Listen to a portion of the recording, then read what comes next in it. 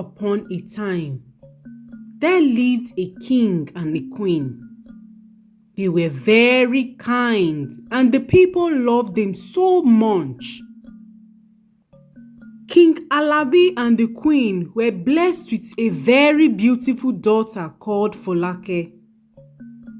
Her parents loved her so much and they provided everything she ever needed.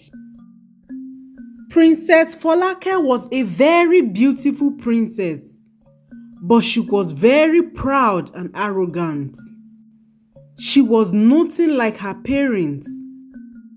This gave King Alabi and the queen a lot of concern, and a lot of times they would advise Princess Folake to be humble and respectful, but she never listened.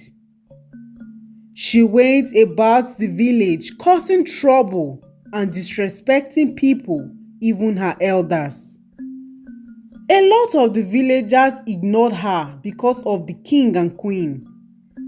Folake would punish anyone who dared to disobey her, even those that were older than her.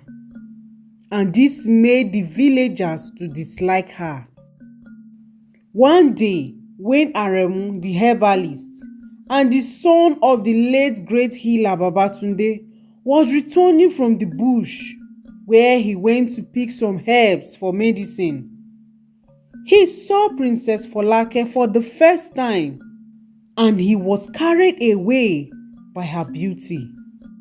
He greeted her with a smile on his face, but Princess Folake walked past him without responding.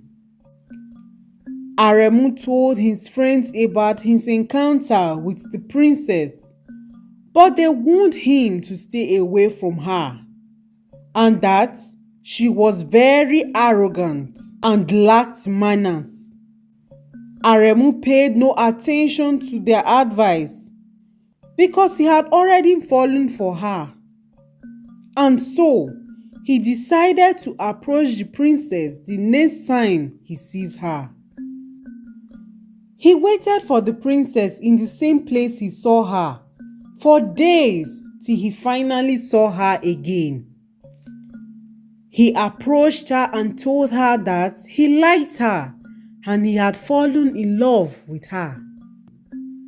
Princess Folake started laughing, and before Aremu could say another word, she ordered her guards to teach him a bitter lesson. They tied him to a tree and flogged him for a very long time. Aremu was given the beating of his life, and he went home with bruises all over his body. Ever since then, Aremu decided to avoid the princess and move on with his life, and his friends supported his decision. Princess Folake continued with her bad character and people continued to avoid her. One day, when she was returning from the river, she was beaten by an unknown animal and was rushed to the palace by her guards. When she got to the palace, her father summoned the healer and he immediately gave her some herbs to calm the swelling and pain. After some days, Princess Folake's condition became worse, and this troubled the king and queen so much. They summoned the best herbalists in the village, but they were unable to heal the princess.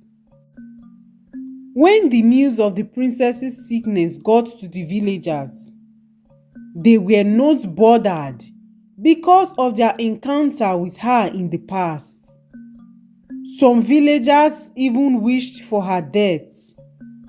The palace was unsettled as the king's only child was near dead. Where do I start from if anything happens to my only child? The king cried to the gods.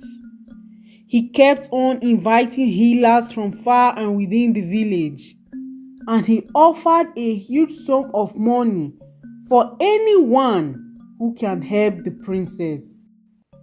At first, when Aremu heard the news, he pretended not to care, but after some time, he decided to try his luck, for he too was a herbalist. He made some concoction out of animal fat to suck out any form of poison and gave them to the princess to drink and also rub on her body. He instructed her maid to rub it on her body very early in the morning and late at night, and also mix the drinkable concoction with palm oil. They did as instructed, and after a few days, the princess became better and was able to walk around the palace. They continued the treatment until she was fully recovered. The king was amazed about how quickly the herbs worked. He summoned Aremu and thanked him for all that he had done and told him that he was free to ask for anything he wanted. Aremu acknowledged the king's gratitude and he left. When Princess Folake found out that it was Aremu that saved her life, she buried her head in shame and told her mother about everything that had happened. Her mother was surprised and told her to go and apologize to him and also advised her on the right way to live.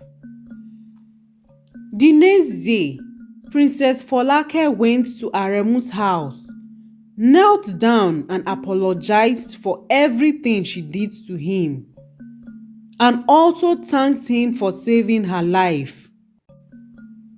Aremu was surprised and he forgave her and they became very good friends. After some time, Aremu told Princess Folake about his intentions to marry her and she accepted. The villagers were amazed by the princess's sudden change in behavior and everyone started liking her.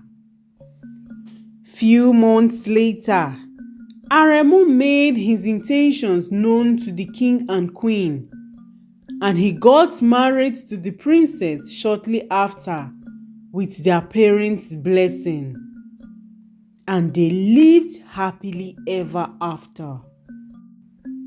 This is the end of this story. Thank you for listening to this story. Please do not forget to subscribe, like and share this video, and also comment where you are watching from below. We love and appreciate you. Bye.